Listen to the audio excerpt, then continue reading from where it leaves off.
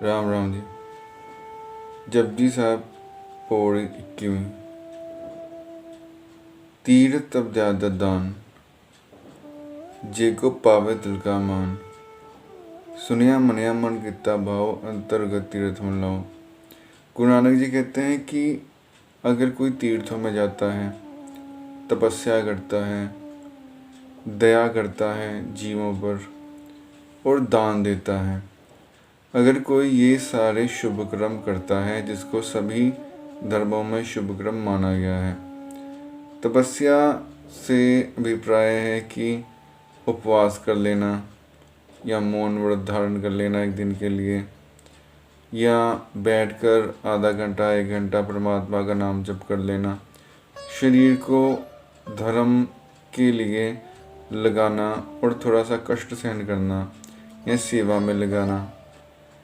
जे को पावे तिल का मान, ये सब शुभ कर्म करके अगर कोई थोड़ा बहुत मान प्राप्त कर लेता है कि ये अगर शुभ कर्म जो हैं काफ़ी उत्तम हैं, लेकिन इनसे मिलता है पुण्य, और वो पुण्य अगर कोई कमा लेता है तो ये भी कोई बहुत बड़ी बात नहीं है। जब तक परमात्मा को प्राप्त नहीं किया जाता तब तक सब हमें 84 लाख योनियों में भटकाने वाले हैं। अगर पुण्य प्राप्त करके हम स्वर्ग में भी चले जाते हैं तो वापस आना पड़ता है। सुनिया मनिया मन किता भाव। लेकिन अगर हम परमात्मा की कथा, परमात्मा का कीर्तन, परमात्मा का नाम सुनते हैं, मन में मानते हैं, मन किता भाव, और मन में पूरी भावना से उसको सत्य मानते हैं, उसका अनुसरण करते हैं, जो वेदों में, शास्त्रों में, हमारे धार्मिक ग्रंथों में हमें बताया गया है, गुरबानी में बताया गया है, उसके अनुसार अपने जीवन को ढालते हैं, अंतर्गत तीर्थ मन लाओ। तो ये एक प्रकार का तीर्थ है जो हमारे अंदर ही हमें मिलता है और इसमें हमारा मन स्नान करके पवित्र हो जाता है। तो जो पवित्रता हमें तीर्थ अध्यात्म दान से भी नहीं आती, वो पवित्रता हमें परमात्मा के मार्ग पर चलने से आती है। परमात्मा का नाम जपने से, उसका ध्यान करने से वो हमारा मन अपने आप ही पवित्र होना शुरू हो जाता है। ये सब धार्मिक कर्म भी काफ़ी महान हैं, इससे भी हमारा मन धीरे धीरे पवित्र होता है। लेकिन जो हम अपने घर में बैठकर या किसी धार्मिक स्थल पर बैठकर परमात्मा का नाम जप करते हैं, परमात्मा के जो ग्रंथ हैं, जो अपने अपने धर्मों के ग्रंथ हैं, उनका अवलोकन करते हैं, उनका अनुसरण करते हैं, उन पर विचार विमर्श करते हैं और जो उन्होंने नियम बताए हुए हैं उन नियमों के अनुसार चलते हैं, तो हमारे मन में ही तीर्थ का निर्माण हो जाता है और हमारा मन पवित्र होना शुरू हो जाता है। सब गुण तेरे मैं नाही कोय।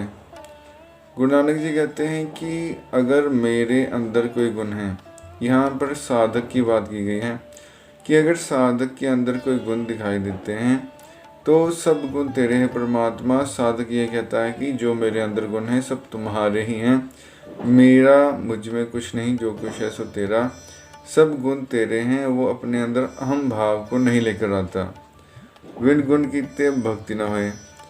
अगर हम परमात्मा को गुणों का सागर नहीं मानते, अगर हम मानते हैं कि ये गुण हमारे हैं और हम गुणवान हैं, तो हमारे अंदर अहंकार का निर्माण हो जाता है। तो बगैर अहंकार को छोड़े हम भक्ति नहीं कर सकते। बिन गुण कितने भक्ति न होए। स्वस्थ आत्म बानी ब्रह्माओ। स्वस्थ परमात्मा आत्म माया। परमात्मा ने माया के साथ मिलकर इस पूरे ब्रह्मांड की रचना की है। अनेकों पृथ्वियाँ हैं, अनेकों सूर्य हैं, अनेकों चंद्रमा हैं। ये सब एक बिग बैंग थ्योरी कहती है कि नाद से उत्पन्न हुए हैं, जो साइंस मानती है, साइंटिस्ट मानते हैं। और हमारे जो वेद हैं, हमारे धार्मिक ग्रंथ हैं, संतजन मानते हैं कि ओंकार से पूरी सृष्टि का निर्माण हुआ। परमात्मा से ओम शब्द का जो है आविर्भाव हुआ और ओम शब्द से या ओंकार कह लीजिए, ओम कह लीजिए, सारी सृष्टि का निर्माण हुआ। वाणी ब्रह्माओं, तो ये जो सारी सृष्टि है जो दिखाई दे रही है, ये सब वाणी के प्रभाव से ही निर्मित हुई है। सत्य सुहान सदा मन चाओ, वो जो परमात्मा है जो सत्य है और जो बहुत सुंदर है, अगर हम उसका ध्यान करते हैं तो हमेशा मन में चाव रहता है, उत्साह रहता है, मन प्रसन्न रहता है। परमात्मा है ही सत्य चित्त आनंद, जो सत्य है हमेशा रहता है, चित्त है चेतन है और आनंद स्वरूप है। अगर उसका ध्यान हम हमेशा करते हैं तो हम भी हमेशा आनंदित रहते हैं। और हर व्यक्ति यही चाहता है कि उसे वैसा सुख प्राप्त हो जो हमेशा रहे और नित्य वर्धमान हो। कवन सुवेला वक्त कवन कवन थित कनवार, कवन से रुति महाकन जित हुआ आकार। गुरु नानक जी कहते हैं कि कवन सुवेला, वो समय कौन सा था। वक्त कवन कवन थित कनवार, वो कौन सी तारीख थी, वो कौन सा वार था। कवन सी रुति माह कवन जित हुआ आकार, वो महीना कौन सा था, वो रुत कौन सी थी जब आकार हुआ।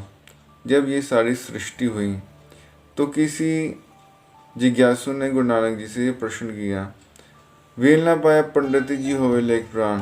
गुरु नानक जी उत्तर देते हैं कि जो वक्त था वो पंडितों ने नहीं पाया, नहीं जान सके। अगर जानते तो वो उसे पुराणों में लिख देते। वक्त ना पायो कादियाँ जी लिखन ले कुरान। जो काजी थे, जो मुस्लिम धर्म है, उन्होंने भी कोई वक्त नहीं पाया अपनी समाधि में, अपनी भक्ति में। अगर पाया होता तो कुरानों में लिख देते। थितवार ना योगी जाने रुत महाना कोई, क्या तारीख थी, क्या वार था, योगी भी अपनी समाधि में लीन होकर नहीं जान सके। रुत महाना कोई, वो ऋतु कौन सी थी, महीना कौन सा था, ये भी कोई नहीं जान सका। जा करता सिर ठीक साजी आपे जाने सोई।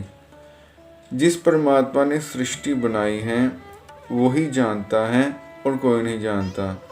कैसे कि ये जो रुतें हैं, ये जो वार हैं, महीने हैं, इन सब का संबंध सूर्य से है। तो 365 दिनों का एक वर्ष माना गया है और लीप वर्ष 366 दिनों का होता है। उसी के अनुरूप सर्दी, गर्मी और जो मौसम है, ऋतुएं हैं, उनका निर्माण भी मूल रूप से सूर्य से ही हुआ है। पृथ्वी, नवग्रह भी सूर्य का ही अंश माने गए हैं। तो सूर्य के हिसाब से ही दिन चढ़ता है तो सुबह हो गई, सूरज डूबता है तो शाम हो गई, ऐसे ही संध्या है, ऐसे ही प्रातः है। तो ये सब तिथियां, वारें सूर्य से संबंधित हैं।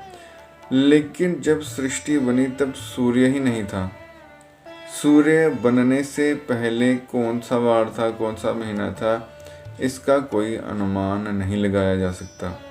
इसलिए गुरु नानक जी कहते हैं कि इस पर विचार करना सही नहीं है कि वो तिथि कौन सी, वार कौन था जब इस सृष्टि का निर्माण हुआ, क्योंकि तब कुछ भी नहीं था। क्यों कर राखा कि साला ही क्यों उड़नी क्यों जाना। परमात्मा को कैसे मैं कहूँ उसकी कथा को, कैसे उसकी सलाह करूँ, उसकी सिफ़्तो सलाह कैसे करूँ, कैसे उसका वर्णन करूँ और कैसे उसको जानूँ।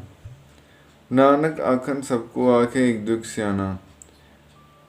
सबसे जो पुरातन ग्रंथ है वेद माने गए हैं। वेद के जो हैं महापंडित ब्रह्मा जी हैं।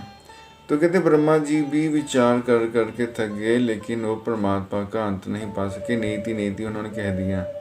ऐसे पुराण है, ग्रंथ हैं, सभी धर्मों के अनंत ग्रंथ हैं। तो सब परमात्मा की सिफ़्त सलाह करते करते ग्रंथों की जितनी बुद्धि थी उतनी सिफ़्त सलाह की, लेकिन सबने उसको अनंत ही बोला, क्योंकि उसका अंत पाया ही नहीं जा सकता।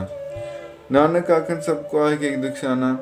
तो जितनी जिसकी समझ थी उतना उसने वर्णन किया, लेकिन वो परमात्मा सबकी समझ से परे हैं।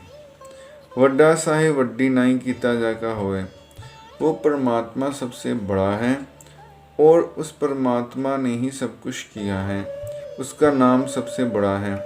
वड्डा सा है वड्डी नहीं कीता जाका हुआ। जैसे कोई बगीचा है, उसमें माली ने अलग अलग पौधे लगाए हैं, लेकिन वो जो पौधे हैं वो माली का आदि अंत नहीं जान सकते, क्योंकि वो पौधे माली ने अपने हाथों से लगाए हैं। उन पौधों के बारे में माली को पूरी जानकारी है, लेकिन पौधों को माली के बारे में पूरी जानकारी नहीं है। वो कुछ समय पश्चात ख़त्म भी हो जाएंगे। उनका आदि अंत माली जान सकता है, माली का आदि अंत वो पौधे नहीं जान सकते। इसी प्रकार परमात्मा ने पूरी सृष्टि का निर्माण किया है, और सृष्टि कुछ समय स्थिर रहकर फिर ख़त्म भी हो जाती है। तो सृष्टि का कोई भी जीव परमात्मा का आदि अंत नहीं जान सकता, और परमात्मा सबका आदि अंत जानता है, क्योंकि उसने सबको निर्माण किया है। उसके सामने सब बढ़ते हैं और सामने ही मिट जाते हैं। नानक जी को आपो जाने गए न सोहे। गुरु नानक जी कहते हैं कि अगर कोई खुद को बहुत सियाना समझता है, खुद को समझता है कि मैंने अपनी बुद्धि से ये प्राप्त किया, मेरे पास इतना बल है, इतना धन है, तो उसके अंदर अहंकार आ जाता है। तो वो व्यक्ति चाहे जितने भी पुण्य कर ले, स्वर्ग जाकर फिर गिर पड़ता है, 84 लाख योनि में भटकता है, वो मान नहीं पाता। मान कौन पाता है? जो संत होते हैं, जो परमात्मा को हमेशा अपने हृदय में बसाते हैं, वो ही मान सम्मान पाते हैं।